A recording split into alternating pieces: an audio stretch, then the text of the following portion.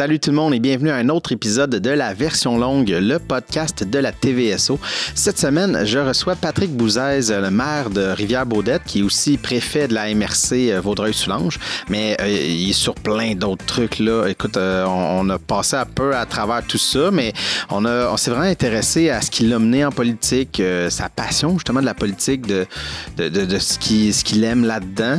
On a parlé en fait de plein d'affaires. Écoute, même quand on a arrêté de filmer, je pense qu'on a continué de parler à une autre heure. On aurait pu faire 2 épisodes. C'est quelqu'un de très intéressant avec beaucoup de jasettes. J'ai vraiment apprécié cette rencontre. Alors, voici l'émission.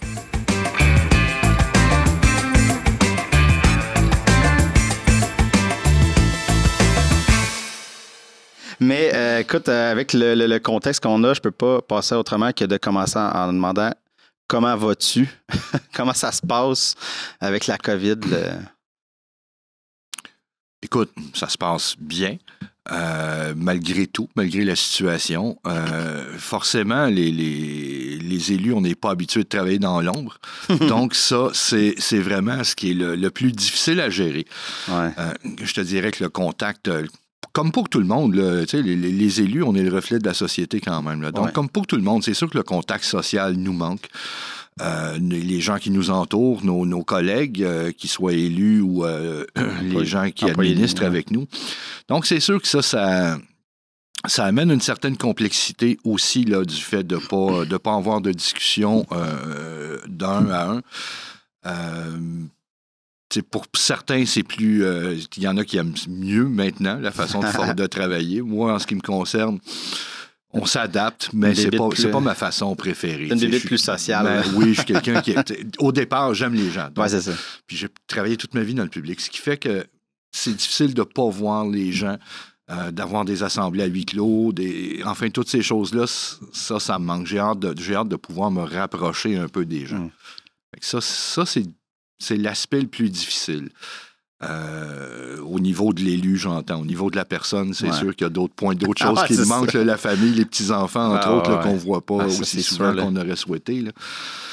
Déjà qu'on les voit très peu parce que l'emploi du temps est assez chargé, mais en plus, le fait de ne pas pouvoir les voir là, depuis un moment, là, ça vient toucher l'homme.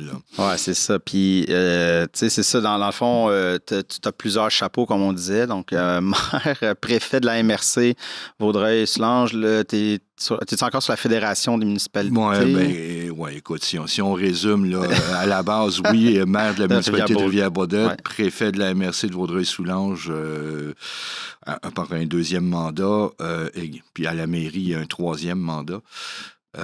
Également président de la table de concertation de la Montérégie, donc ce qui est un immense territoire, on le sait. Je siège également au conseil d'administration de la Fédération québécoise des municipalités. Je siège également à l'École nationale de police, donc c'est une nomination par le Conseil des ministres. OK. J'ai quelques fauteuils là, sur différents conseils d'administration. C'est quand on disait que l'emploi du temps était déjà chargé avant. L'horaire est chargé, comme on dit, n'en jetez plus, la cour est pleine. Je pense que là, c'est assez, c'est suffisant. De toute façon, il y a un poste qui va... on est toujours tributaire d'une élection. Donc, on sait tous là, qu'on va en élection au niveau municipal en novembre. Est-ce que j'ai l'intention de me représenter? Oui. Est-ce que je serai réélu? On ne sait jamais. C'est ça.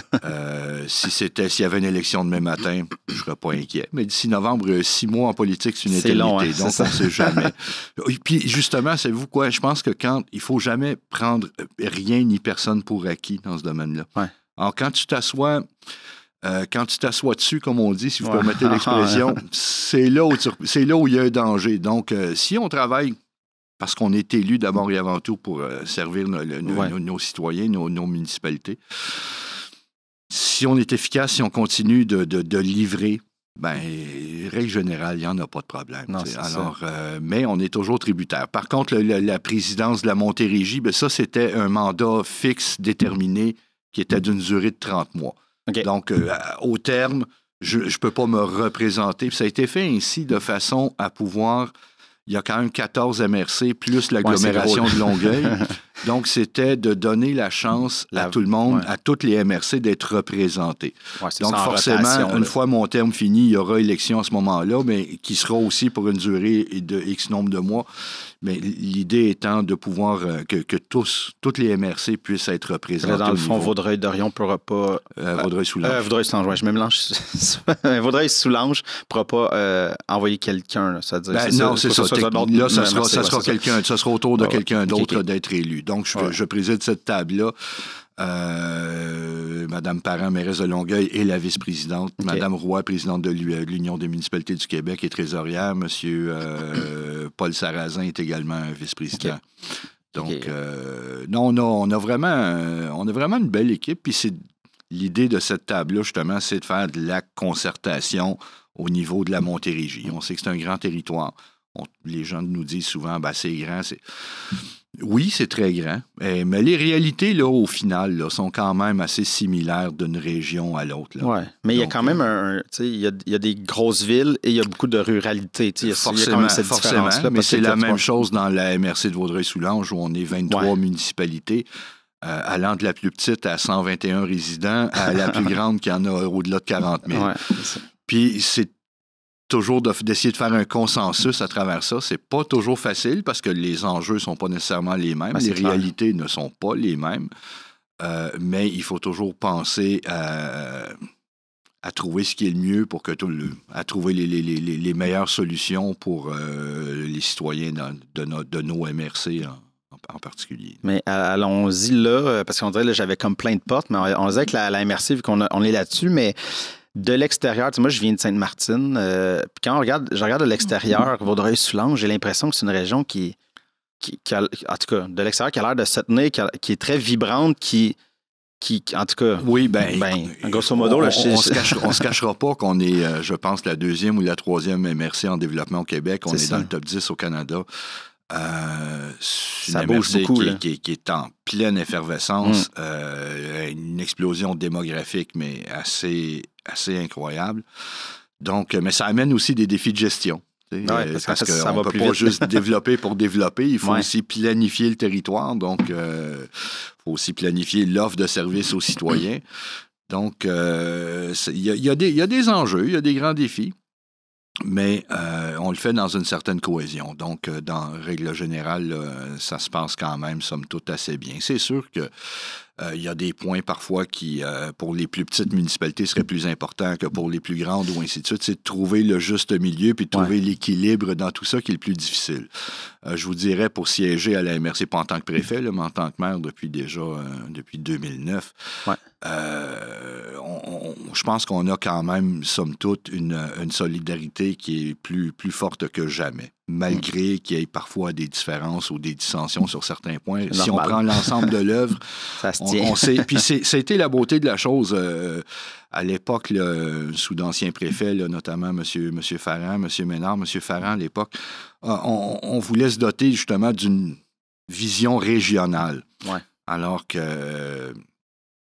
historiquement, le territoire était, les gens se partageaient entre MRC ou on allait d'une MRC à l'autre pour faire des emplettes ou quoi que ce soit, ou travailler.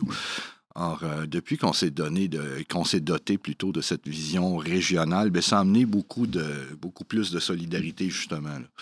Donc, puis c'est vraiment, moi, c'est tout à l'honneur des maires c'est le succès. Moi, le préfet, je suis le porte-parole. La réalité, c'est que ce sont les maires, au final, qui donnent les orientations. Et puis, mais je vous dirais que, règle générale, je suis pas mal d'accord avec ce qui est proposé. Comme je vous dis, il y a des enjeux, oui. Il y a parfois des différences d'opinion, des divergences. C'est normal, ça arrive. On en a en couple. Alors, je ne vois pas pourquoi on n'en aurait pas entre 23 municipalités. Même en amitié. Mais il faut trouver des situations de compromis. Puis à ce jour, on réussit bien. Ah oui, parce que, tu sais, c'est ça. C'est sûr que quand on regarde Vaudreuil, on regarde tu dis, il y a plus de monde, fait qu'ils ont des besoins, mais il ne faut pas tout le temps que le poids du 40 000 soit contre le 121 de l'autre bord. C'est qu'eux aussi méritent. Exact. Il faut penser à tout ça. C'est ça. Puis on a des municipalités qui sont malheureusement plafonnées, qui ne pourront pas développer en vertu du zonage agricole. Puis on n'a rien contre ça. Là, mais sauf que ces municipalités-là, la réalité fait quand même qu'ils doivent aussi, il faut qu'il y en ait pour leur compte aussi. Il y a des plus petites localités là, comme la nôtre, comme la mienne, justement, la Rivière-Baudette, qui a doublé en un peu plus de 10 ans, puis qui est en plein essor des municipalités voisines, là, Saint-Zotique, entre autres, Coteau-du-Lac, tout ça, ou Coteau-du-Lac au niveau industriel, là, qui est en train de prendre un bel envol. Saint-Zotique au niveau résidentiel. Rivière-Baudette, c'est beaucoup plus résidentiel. Il y a le parc industriel qui commence à développer. Mais il y a d'autres comme puis il y a plein de municipalités dans Vaudreuil-Soulanges qui vont avoir qui vivent un boom démographique et qui vont le vivre incessamment. Pour d'autres municipalités, bon, forcément pour Rivière-Baudette, c'est un très petit territoire, 18 km², donc c'est pas une grande ville. Forcément, ça ne le deviendra jamais. Puis en même temps, ce qu'il faut respecter, puis ce qu'il faut comprendre, c'est que les gens qui sont venus s'y établir, c'était pas une grande ville. Alors, ils y viennent pour avoir un certain caractère un peu plus rural ou champêtre. Là, donc, c'est pas l'objectif non plus d'en faire une ville. Là. Non, c'est ça. Puis, mais je suis curieux de savoir ta position, peut-être la position de la MRC sur le développement, parce qu'on dirait qu'on en parle beaucoup ces derniers temps. Justement, il y a des places qui sont saturées, qu'il faut densifier, puis l'espèce de... Parce que c'est lié aussi au financement des villes, que peut-être il faut revoir d'une certaine façon, parce que tout est lié sur les taxes. Puis là, il y a comme une roue qui n'arrête pas de développement. Là, vous soulevez un point. C'est sûr que les municipalités, l'assiette fiscale, les revenus d'une municipalité, c'est son assiette fiscale en termes de taxation. Ouais. Donc, forcément, tout le monde veut toujours un peu plus développer, avoir un peu plus de commerce, un peu plus d'industrie, si on peut. C'est pour les municipalités qui sont dotées de parcs industriels. Parce que forcément, les municipalités croient que les gens pensent que ça se limite au déneigement puis à la collecte des ordures. Là, ça va bien au-delà de ça. Donc, forcément, mais les coûts vont toujours en augmentant. Ben, c'est ça. Donc, il y a des municipalités pour qui, celles qui sont plafonnées, c'est difficile parce que le coût des services va toujours en augmentant, mais leur assiette fiscale n'augmente pas nécessairement en proportion.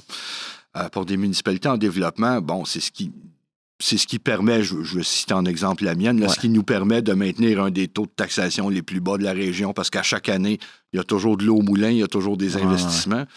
Puis en même temps, c'est pas une ville, c'est pas une municipalité où il y a énormément de besoins.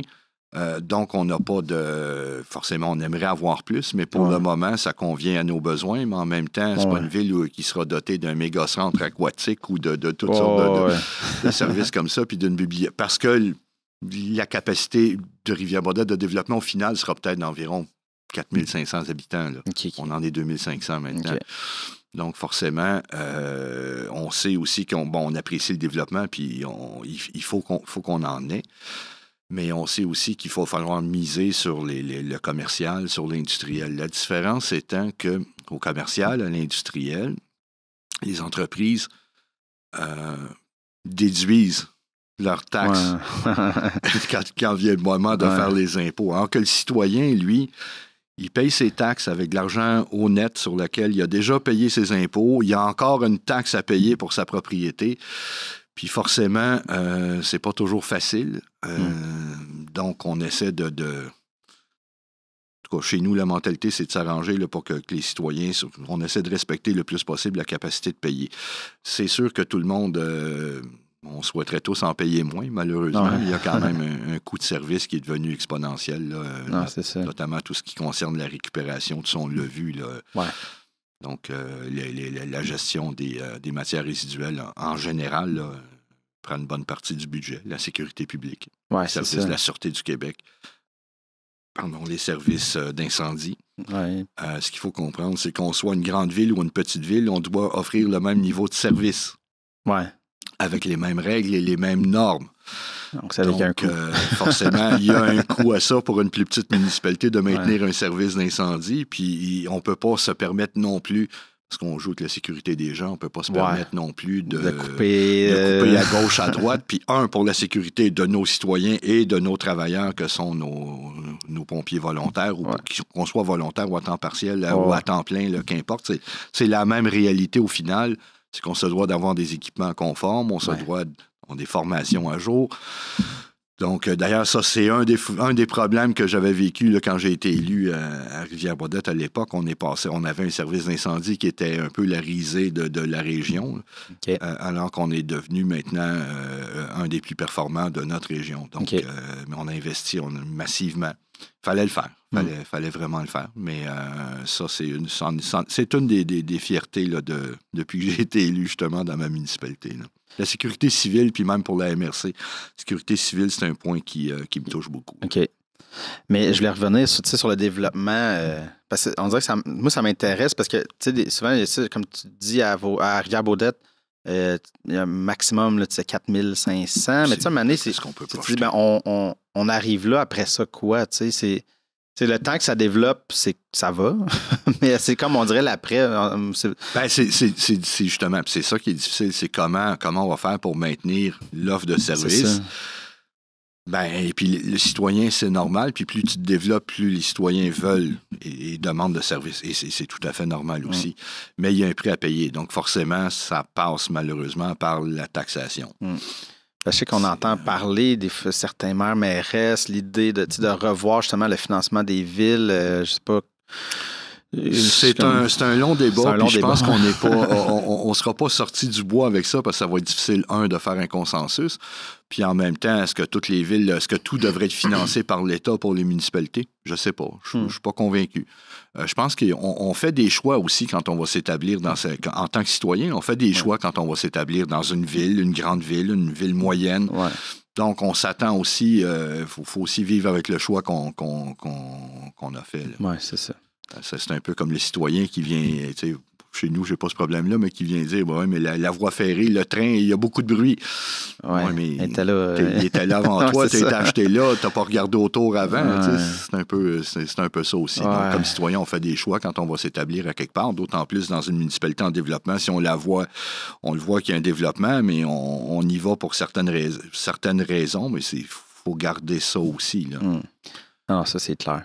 Je veux revenir un peu en arrière, en fait. Oui. Tu as été élu en 2009? 2009, comme à la mairie. Moi, j'ai commencé en politique, en fait. J'ai été élu en politique la première fois en 2008, à titre de conseiller municipal. Donc, j'ai fait un mandat, à mi-mandat. En tout cas, il y avait beaucoup de crises chez nous. Ouais. Donc, j'ai été élu à mi-mandat, suite à la démission de 2 conseillers. Ensuite, j'ai été conseiller municipal pendant 18 mois. J'ai accédé à la mairie. Ensuite, j'ai eu un mandat renouvelé.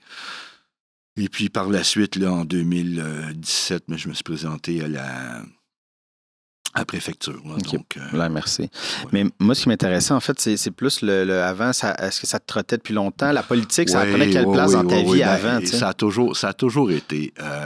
J'étais jeune, puis la politique m'intéressait déjà. Moins au niveau municipal, mais au niveau provincial, au niveau national. Donc, ça m'a toujours intéressé. En même temps, écoutez, on se le cachera pas. Moi, je suis... mais les affaires municipales, depuis que je suis arrivé justement à Rivière-Baudette, c'est à ce moment-là où, par l'entremise d'un ami à l'époque, qui était un nouveau voisin avec qui je suis devenu ami, il m'avait demandé si je voulais faire partie du comité consultatif d'urbanisme de la municipalité. Donc, ça, c'était en 94. Alors, à partir de là, ça m'a ouvert l'esprit beaucoup plus sur les affaires municipales. Et puis, donc, je me suis mis à suivre les assemblées de conseil, puis sans nécessairement y aller pour critiquer. J'y allais pas tous les mois, mais j'y allais quand même assez régulièrement. Je m'intéressais à la vie communautaire. Donc, de fil en aiguille, là, ça a germé. Je me suis présenté une première fois en 2002. Puis honnêtement, je m'en cache pas, là, bien humblement, je me suis fait battre à plat de couture. Cependant, j'étais moins connu des citoyens. J'étais plutôt mis à part l'équipe municipale, mais je n'étais pas très connu au niveau des citoyens. Puis, mais j'ai appris beaucoup. Donc, je me suis présenté une deuxième fois, en 2005, où là, il me manquait, si ma mémoire est bonne, quelque chose comme 40 votes. OK. Là, je me suis dit, là, on a quelque chose. Puis je me suis représenté une troisième fois, donc en 2008, dans la moitié mandat, là, après qu'il y ait eu des élus démissionnaires, là, parce qu'il y avait un climat un peu... puis je ne mets pas de blâme sur personne, mais il y avait un climat toxique. Alors finalement, là, je me suis présenté là, mais j'avais 2 adversaires. Là, je me suis dit, bon, là, c'est pas vrai, là, on ne l'échappera pas, il faut y aller. Alors... j'ai été élu à ce moment-là et puis par la suite, comme je vous disais, là, 1 an et demi plus tard, 2009, la mairie. La mairie, c'est ça.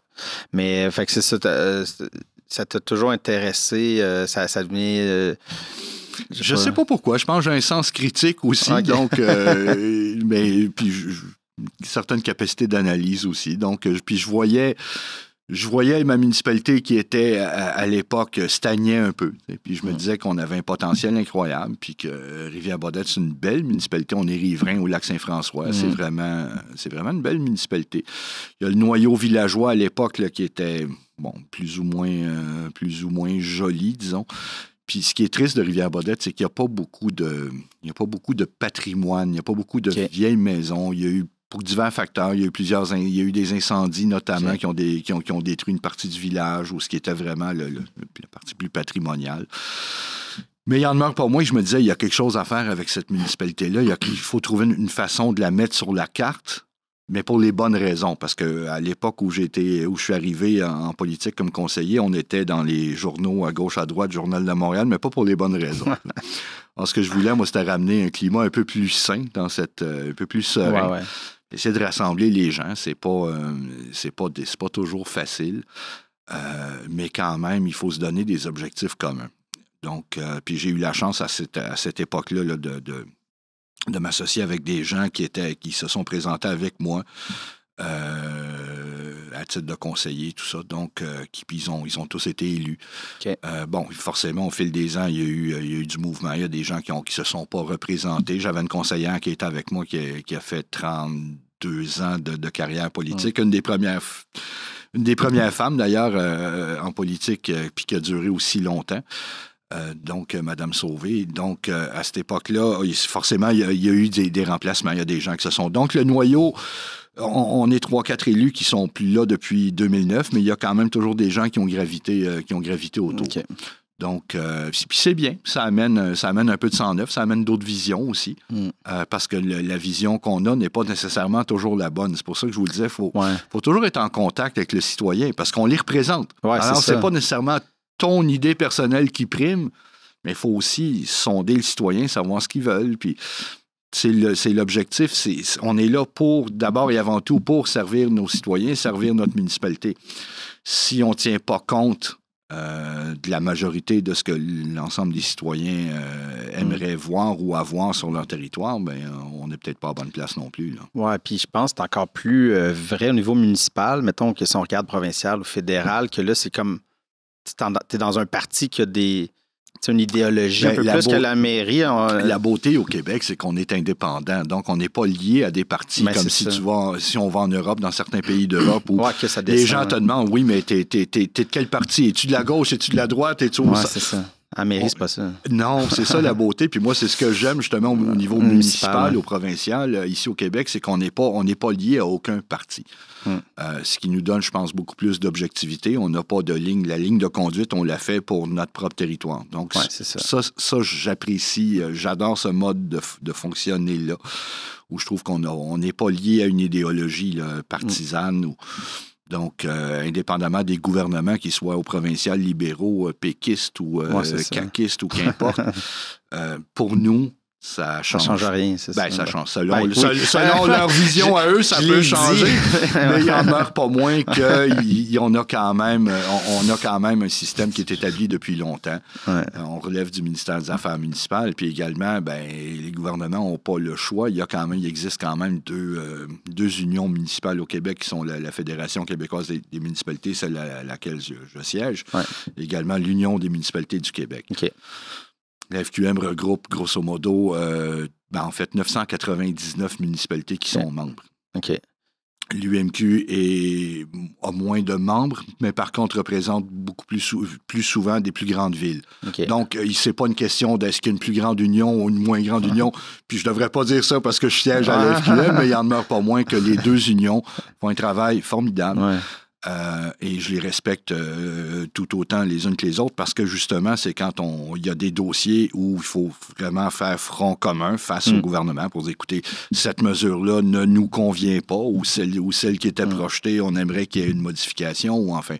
Donc, c'est par nos unions municipales là, qu'on peut influencer nos élus, nos législateurs et nos élus.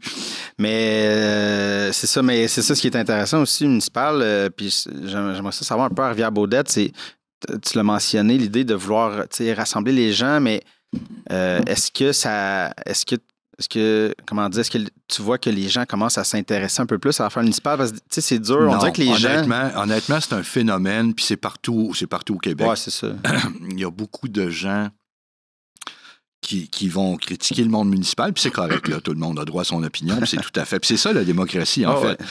Ouais. Mais ce qui est triste, ce que je trouve un peu dommage, c'est je sens que c'est difficile d'avoir un peu de relève, notamment au niveau municipal. C'est pas rare. Puis vous allez voir en novembre, comme à chaque élection municipale, il y a des municipalités où les postes n'auront pas été tous comblés. Ouais. C'est pas rare, on voit ça. Là. Ou qu'il n'y a pas d'opposition. Oui, ou qu'il n'y a pas d'opposition. Mais ça, tu sais, pas avoir d'opposition, c'est deux choses. Ben, soit les gens sont très satisfaits de l'administration en place, ou bon, il n'y a personne qui a voulu se présenter. C'est deux choses. Moi, je suis passé au travers à la mairie, au travers de 2 élections. Puis la dernière, bon, j'ai été élu par acclamation. Est-ce que... Une élection, j'aime ça. Moi, je suis une bête politique, donc j'aime ça une élection. Mais est-ce qu'il faut faire une élection pour faire une élection? Pas nécessairement. C'est aux citoyens d'y voir. Mais la relève en politique est un peu difficile. Puis c'est triste parce que le premier palier gouvernemental pour le citoyen, c'est le municipal. Alors, je trouve ça un peu dommage qu'il y ait moins de relève, la participation citoyenne aux assemblées, puis ça, c'est généralisé, là, c'est généralisé au Québec. Là. Pas beaucoup de gens qui participent. Moi, j'ai quand même cette chance, on a cette chance-là, Rivière-Baudette, d'avoir quand même certains citoyens, puis c'est une petite municipalité, là, j'ai pas 50, 60 personnes. On l'a déjà vécu à l'époque quand c'était plus intense avant que j'y sois, mais écoutez, on a fait, je ne sais plus, des dizaines d'assemblées avec des policiers dans la salle, tellement c'était intense. Puis ça, je voulais absolument ne plus vivre ça. Ça donne pas une bonne image pour une municipalité, alors qu'on se doit plutôt d'améliorer l'image et d'amener un certain professionnalisme. Mais la participation citoyenne n'est pas nécessairement toujours là. Mais comme je vous disais, on a cette chance chez nous d'avoir quand même 5, 6, 7 citoyens là, qui sont assez intéressés, qui suivent les affaires municipales, qui participent. Un peu comme moi, je le faisais dans les années 90. Ça, j'aime ça. Que les gens, ben, ils vont nous poser des questions en période de questions, puis ils vont t'émettre, ou même après l'Assemblée, ou parfois avant tes rencontres, puis ils vont t'émettre leur opinion. Ben, c'est important. C'est important. Il faut tendre l'oreille, puis il faut palper ce que c'est là, je trouve, justement, où le citoyen, sans nécessairement avoir le temps ou vouloir se présenter en politique, mais déjà, si le citoyen fait des suivis puis discute avec ses élus, je trouve ça important. Ben oui, c'est ça, parce que c'est comme facile de nos jours chialer, puis ça, on a le droit, mais en même temps, je veux dire, après coup, si tu n'as pas participé à ces décisions-là qui ont changé la ville, après ça, c'est comme mais tu sais, c'est ça, tu aurais pu t'intéresser à tout ça, puis avant. Voilà, donc, effectivement, pardon, c'est sûr que puis chialer, critiquer pour critiquer, moi, j'ai aucun problème avec ça. D'ailleurs, si on a un problème avec ça, on n'est pas à bonne place en politique. Parce que devenir élu, c'est s'exposer à ça. Donc, puis il y a un jugement qui est aux 4 ans, puis t'as bien fait ton bulletin, là, tu le reçois à chaque 4 ans. C'est pas plus compliqué que ça. Donc, que les gens critiquent, qu'ils aient une opinion divergente, puis tout ça, c'est correct. Puis c'est pas malsain, au contraire, c'est très bien. Par contre, il faut aussi, en tant qu'élu, se questionner sur pourquoi il y a eu une critique. Est-ce que... Puis la critique n'est pas nécessairement toujours négative. Là. Les gens, des fois, bon, on peut le prendre directement pour soi puis dire mais il faut aussi écouter puis comprendre d'où ça vient, pourquoi cette critique-là est venue, même si elle est négative. Donc, je pense qu'il faut composer à partir de ça. Le phénomène qui est peut-être un peu plus difficile maintenant sont les réseaux sociaux. Donc, comparativement à l'époque où les gens venaient te dire dans le blanc des yeux, justement, ou venaient à l'Assemblée, ou venaient te voir à ton bureau, te demander un rendez-vous. Bon, les gens maintenant sont parfois un peu plus forts derrière leur clavier qu'en personne. Il y en a qui sont moins, comment je dirais, gênés. Ben, c'est parce que t'as pas de... Moins timides, mais... Ben, c'est parce que si derrière le clavier, c'est qu'il y a beaucoup l'effet de « je suis fâché là, bang! » T'as même pas eu le temps tu sais, des fois, de juste repenser. C'est un phénomène de société. On vit beaucoup dans un monde d'instantané. Oui, c'est ça. Donc, puis c'est dans tout ce qu'on fait, là, dans ce qu'on consomme, dans la manière dont on vit, on court tout le temps. Puis, donc, parfois, on réfléchit peut-être un peu moins avant d'écrire quoi que ce soit. Mais il y a quand même là-dedans, il y a certaines critiques, mais il y en a qui sont aussi positives.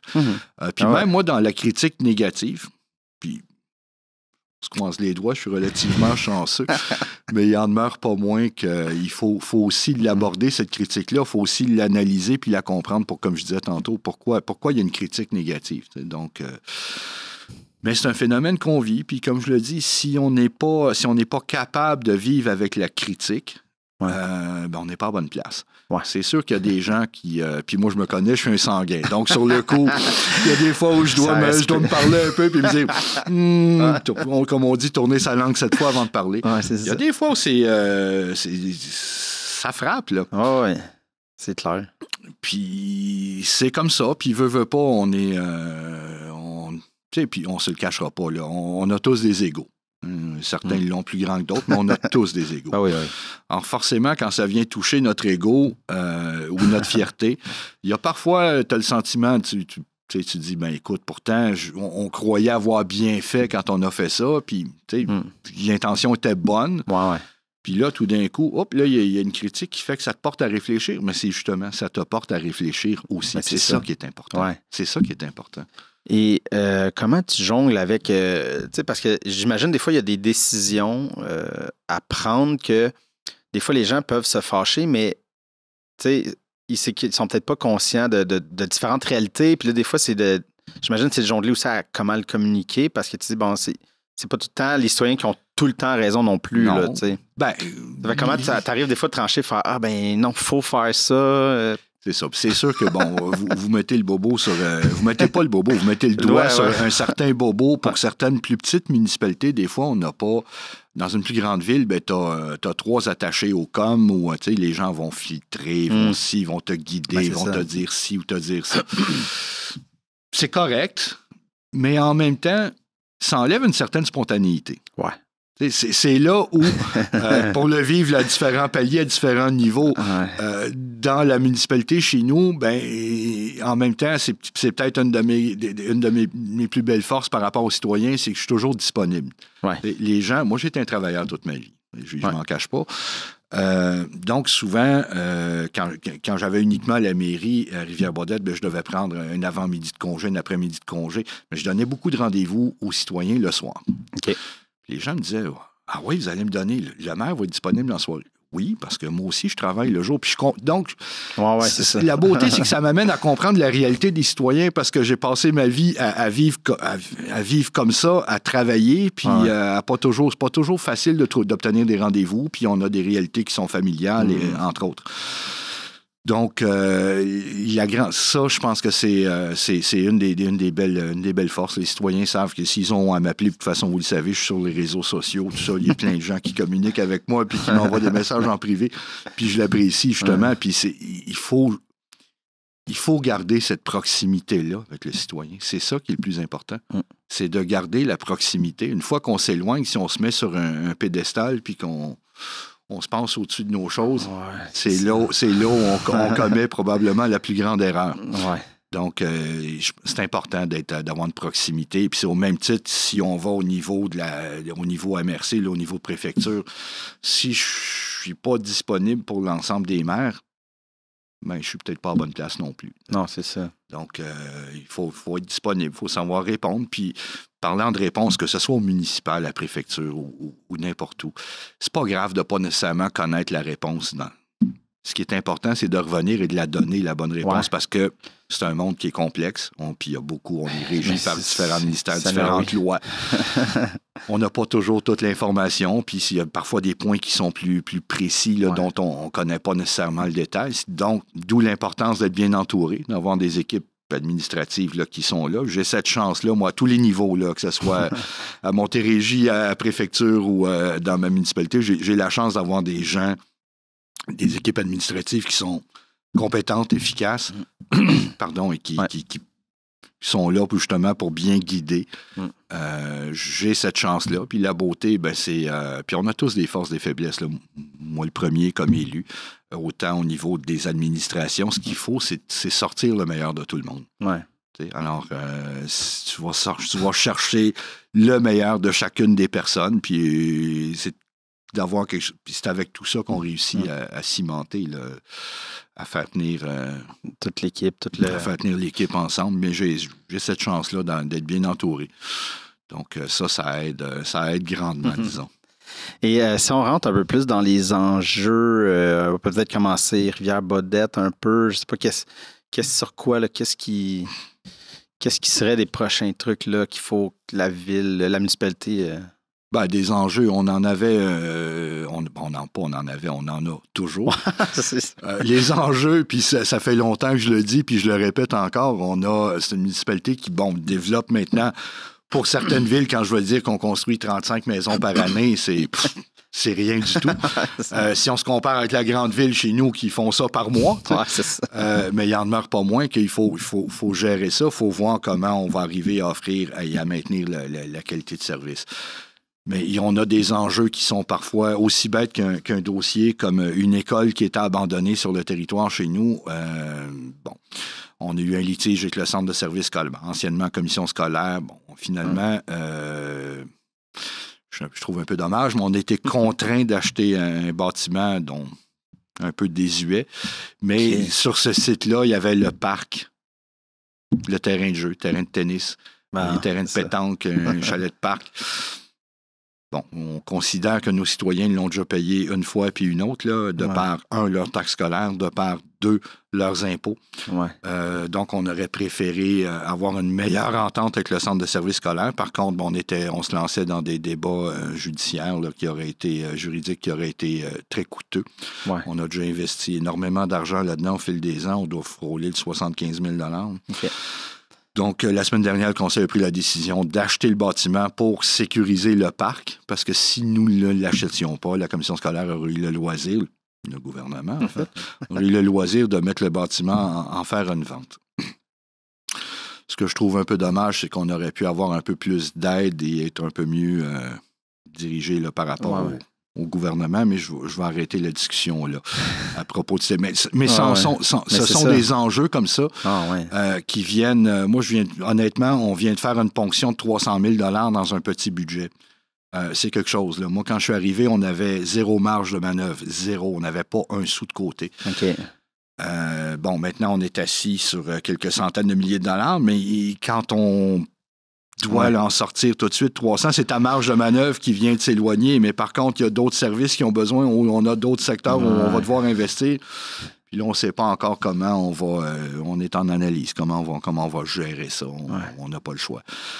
Mais il y a toujours des enjeux. L'aménagement du territoire en est un. Comment tu vas la développer, ta municipalité, par quel secteur? Quand tu as du zonage agricole, tu sais déjà, tu élimines toute cette portion-là, mais il faut trouver une façon aussi de cohabiter avec le monde agricole.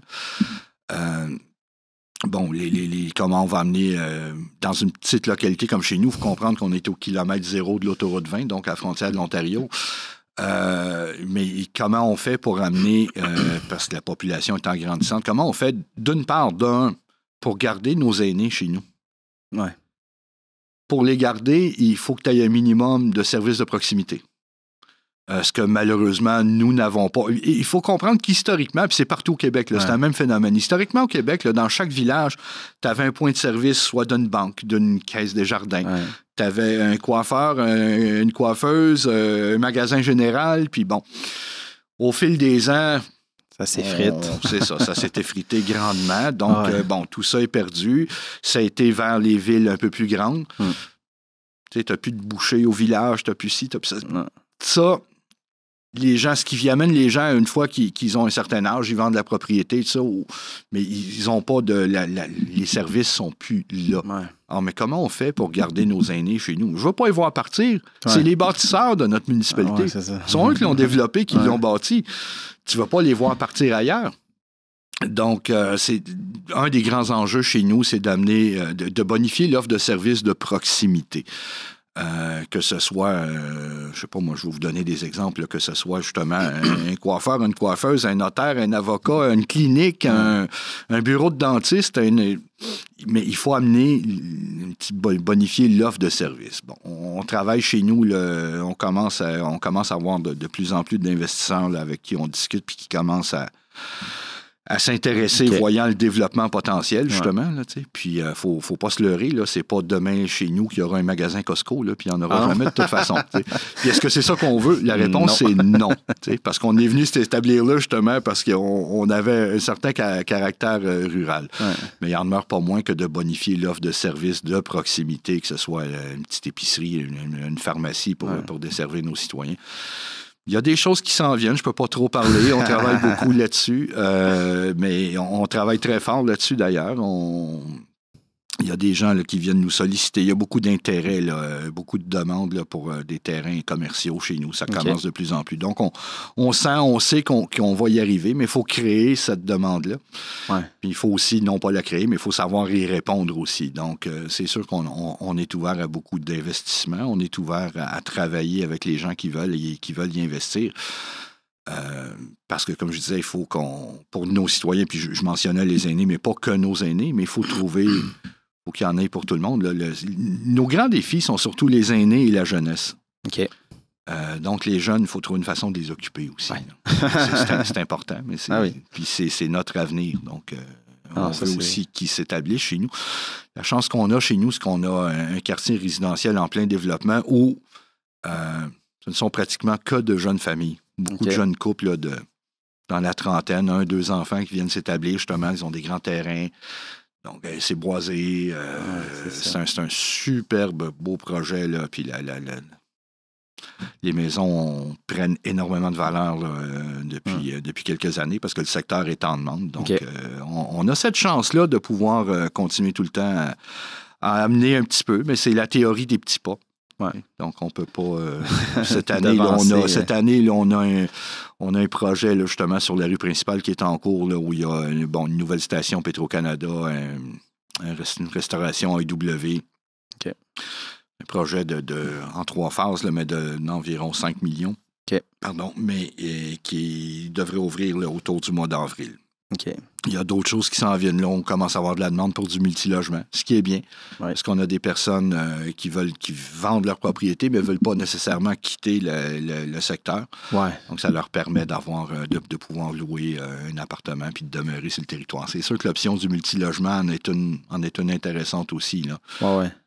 D'ailleurs, il y a très peu d'appartements disponibles chez nous. Bon, depuis très peu depuis partout, les 2-3 ans, depuis les 2-3 dernières années, bon, ben là, il y a un 16 logis, il y en a un 8, là, il y a de la demande pour 2-3 autres, puis ce qui fait qu'on va réussir à densifier aussi la population. À mesure qu'elle se densifie, ben, il y a une demande. Donc, c'est l'œuf ou la poule. On commence par quoi? Forcément, ben, tu n'as pas le choix de commencer par la population. Puis plus tu la densifies, plus c'est facile de trouver des gens qui veulent venir offrir des services chez nous. Oui, parce que maintenant, ça doit être compliqué parce que tu te dis, bon, on a un mandat, mettons, on est élu, c'est 4 ans, mais... Tu sais, le développement ou réfléchir l'urbanisme, c'est souvent sur du moyen. Tu sais, des fois, ça dépasse. Ça se fait pas en criant ciseaux. Non, c'est ça. Ça peut dépasser notre mandat. Puis ça, c'est une des. Comment je vous dirais? Quand on est de l'autre côté de la table, quand on n'est pas élu, puis quand j'étais un simple citoyen, puis j'allais aux assemblées de conseil, puis là, tu te dis, mais pourquoi ils font ça? Mais pourquoi ils ont fait ça? Ben, moi, je ferais ça comme ça.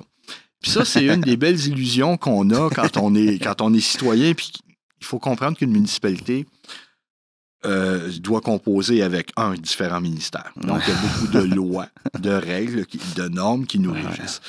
Ensuite, bien, on a notamment la loi sur l'aménagement, l'urbanisme, tout ça. Donc, ce qui fait que les gens, on a tendance, puis c'est ça, moi, qui me tue encore de la réalité municipale quand tu as passé ta vie au privé. Si on s'assoyait tous les deux, il y a beaucoup de choses au privé, on règle en 15-20 minutes, boum, boum, boum, ça coûte combien, le service, la qualité, si t'occupes de ça, je fais ça, bing, bang. Okay. Nous, on a des règles qui nous gouvernent qui sont différentes au niveau municipal, puis c'est pas nous qui les créons, c'est l'appareil gouvernemental, on doit vivre comme ça. Donc ça, c'est ce qui me tue de la politique municipale, c'est la lenteur d'exécution. faire tourner le bateau, c'est long. Tu sais, quand tu es habitué au privé où tu prends une décision, c'est instantané. Là, il faut que tu composes avec un ministère, avec l'autre. Puis là, bon, tu as le ministère des Affaires municipales qui, lui, souvent va financer des projets. Mais tu as, on va dire, bon, en exemple, le ministère de l'Environnement. Ouais. Qui, lui, a dit non, ça, ce projet-là, non, on ne l'accepte pas, vous ne pourrez pas le faire comme ça. On exigerait ci, ça. Puis là, tu retournes au ministère des Affaires municipales qui, lui, t'a dit oui, mais le coût, nous, on ne veut pas assumer ce coût-là, ça ne fonctionnera pas. Puis là, on se lance la balle, puis les ministères, souvent, ne se parlent pas entre eux. Non, c'est ça. Donc, on revient vers toi, tu retournes de l'autre côté, puis là, ça, c'est long. Le jeu du chat et de la souris, ça me tue au municipal. Je dois avouer qu'il y a quand même beaucoup plus d'ouverture maintenant depuis comme minimalement les 2 dernières années au niveau du ministère des Affaires municipales. Je trouve que c'est un ministère qui a grandement évolué, qui est beaucoup plus rapide à nous répondre. Ça, c'est apprécié parce que là où il y a encore énormément de lourdeur, c'est au niveau du ministère de l'Environnement. Okay. C'est long. C'est très, très long. Puis je dénigre pas le travail des gens qui y sont, là, qu'on se comprenne bien. Mais c'est le protocole qui doit... je pense qu'honnêtement, est-ce que je me trompe, je ne sais pas, mais je pense qu'il manque peut-être un peu de gens. Il y a peut-être un grand manque de personnel dans ces ministères-là. Qui ne fournissent pas aux demandes. Puis est-ce qu'ils peuvent bâcler un dossier? La réponse, c'est non. Alors, c'est pour ça que s'il manque de personnel, les gens qui sont là ne peuvent pas non plus accorder des permis en fermant les yeux. C'est important. C'est probablement un des ministères les plus importants, mais c'est un des ministères qui a peut-être moins de budget que d'autres. Ouais. Parce qu'imagine, tu laisses passer un projet, puis que là, il y a un déversement de quelque chose. C'est ça. Alors, forcément, on veut pas... on se doit de travailler avec eux, puis on le fait. On n'a pas le choix, puis c'est correct. C'est très correct. Mais c'est la lourdeur administrative, la lenteur. C'est ça qui fait... Je vais vous donner un exemple dans ma petite localité pour créer un réseau d'égouts pour 67 maisons, parce que le territoire chez nous est divisé en pointes, là, en quartiers, plutôt qu'un développement linéaire. Mais pour amener un petit réseau d'égouts dans ce secteur-là, il a fallu 11 ans du début du projet à la fin. Ah ouais. 11 ans avant d'avoir toutes les autorisations ministérielles. Wow. C'est quelque chose, là. C'est quelque chose. On parle de 60 maisons, là. On parle pas d'un... Ça tue. Puis les gens, s'imaginent, puis même mon prédécesseur, l'équipe qui était là avant nous, avait promis, l'année prochaine, là, on commence ça, l'appel va être là. Mais c'était pas nécessairement, le dossier n'était pas ficelé, n'était pas bâclé, il y avait un projet sommaire, il y avait une demande de subvention qui avait été accordée, mais le projet était évalué à 3 quelques millions. Mais il y avait seulement 900 000 de subventions, il n'y avait pas assez de payeurs. Pour ce secteur-là, on a dû se battre à maintes reprises, aller faire des représentations au ministère, 1 des Affaires municipales, 2 de l'Environnement, plusieurs fois. On a réussi à aller rechercher une 2e subvention. Puis en même temps, le citoyen, ce qu'on voulait, comme chez nous, l'ensemble, la grande majorité du territoire n'est pas desservi en réseau d'égouts. Puis notre objectif en étant un peu d'équité par rapport aux citoyens qui, lui, n'a pas d'égout, mais c'était de dire, écoute, oui, on va t'amener un réseau d'égouts chez toi, mais on essaie d'amener ça à un coût raisonnable que pour le citoyen, lui, doit payer un champ septique, une fosse septique, un champ d'épuration. Ça coûte environ entre 20 et 25 000 $ selon la technologie qui aura été retenue.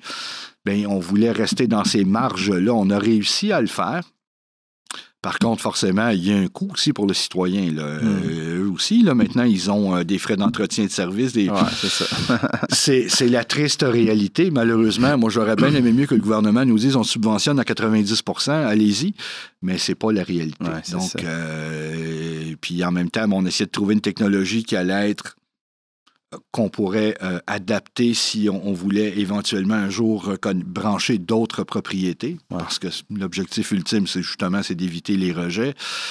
C'est la protection de l'environnement, mais là, il fallait aussi trouver une façon que ça soit approuvé par le ministère de l'Environnement, par le ministère des Affaires municipales. Enfin, tout ce long débat-là aura pris 11 ans pour 60 maisons. C'est fou. Puis juste le fait que ça prend 11 ans, ben, le coût augmente aussi parce que la main-d'œuvre nécessairement doit augmenter. Forcément, tout augmente. Le projet initial était loin d'être un projet à 3 quelques millions, mais bon, on a dû se plier à ces règles-là. Puis on y est arrivé.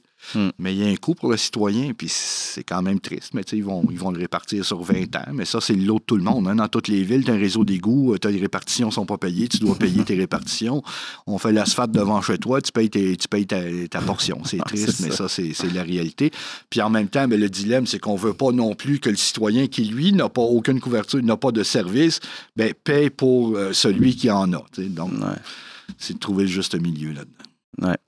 Écoute, le temps avance, on a encore un peu de temps, mais je me demandais justement, là, parce que là, l'élection s'en vient en novembre. Oui. Et est-ce que, là, de toute façon, est-ce qu'on ne sait pas encore s'il y a quelqu'un qui se présente, là, mais est-ce que c'est un truc à chaque élection? Est-ce qu'on se prépare à la possibilité de perdre? Tu sais, comment tu vois ça, honnêtement, moi, personnellement, non. Okay.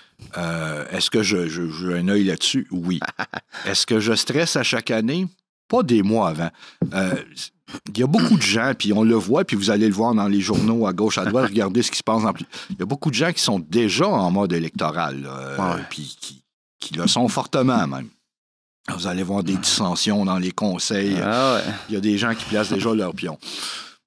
Moi, je veux pas, puis je continue à dire que je suis en poste jusqu'à l'élection, donc on continue le travail qu'on a à faire. Quand on arrive, c'est sûr que quand on arrive à la période de mise en candidature, forcément, on vit un stress, on ne se le cachera pas. J'adore ce que je fais, j'en mange, donc forcément, tu dis toujours... C'est ça qui est triste, c'est qu'on sait qu'en politique, on a une date d'arrivée, la date de fin, tu sais jamais quand ça va arriver. C'est ça qui est dur. Puis honnêtement, puis je m'en cacherai pas, la journée où je serai battu à l'élection à la mairie ou à la préfecture, je vais pleurer ma vie, là. C'est vraie chose, je vais pleurer ma vie. J'adore ça, j'en mange. Puis honnêtement, je me donne, je me défonce, je le fais avec cœur, avec conviction. Mais je le sais qu'un jour, ça va arriver. Ça sera quand? Je le sais pas. J'essaie de ne pas penser à ça, puis j'essaie surtout de ne pas administrer ni gérer en fonction d'une élection, puis en se disant, on va donner, tu sais, les années, donner, puis ça se voit encore moins qu'avant, mais ça se voit encore. On va donner des petits bonbons aux citoyens, puis après ça, non, je ne veux pas faire comme ça. Moi, j'ai été élu pour mon franc-parler. OK?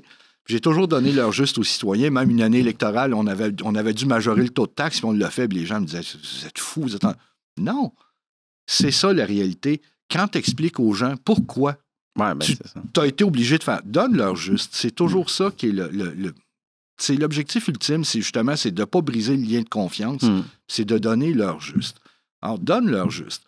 Donc, comme je vous dis, au niveau de la mairie, on verra. Puis c'est sûr qu'il risque d'avoir un opposant. Puis c'est correct. Comme je vous disais, j'aime ça. En contrepartie, pour la préfecture, il risque, oui, effectivement, aussi d'avoir quelqu'un. Puis on vivra avec les conséquences. Là. Comme je vous disais, c'est un peu le bulletin là, de la fin d'année scolaire, quand tu arrives au moment de l'élection. Puis des fois, les gens, écoutez, moi, la MRC de Vaudreuil-Soulanges, on a passé 7 préfets en 10 ans. OK. Donc, je suis le seul depuis 2008 qui a eu un mandat renouvelé. OK, ouais. J'espère qu'il sera renouvelé une 3e fois. S'il ne l'est pas, je vais également pleurer ma vie. C'est sûr que, comme je vous disais, j'adore le faire. J'y mets mon cœur, mes convictions. C'est peut-être ce qui m'a amené, là, justement, il y a 2 ans. Là, j'ai reçu le prix Jean-Marie Moreau, justement, de la Fédération québécoise des municipalités. Justement, parce que je pense que je ne l'avais pas volé. Non, je me suis vraiment donné, puis je le fais encore, puis je le fais corps et âme. Mais forcément, il y aura une personne qui se présentera assurément à la préfecture. Puis si on verra on connaîtra l'issue à ce moment-là. Puis on sera à l'aise avec ça. L'inconvénient, c'est que forcément, quand on est maire d'une plus petite localité, c'est sûr qu'elle ne plus être préfet, mais il va falloir que je m'achète une boîte à lunch, que je reprenne mon rôle de travailleur, puis que je retourne travailler, parce que dans une municipalité comme la nôtre, c'est pas suffisant pour gagner ta vie. Non, c'est je suis pas quelqu'un qui est assis sur une fortune, là, donc loin de là. Alors forcément, mais c'est pas grave non plus. Non, je vais pleurer ma vie, comme je l'ai dit, mais on va survivre. L'être humain, on est fait pour s'adapter à beaucoup de choses, puis je pense on réussirait à survivre quand même.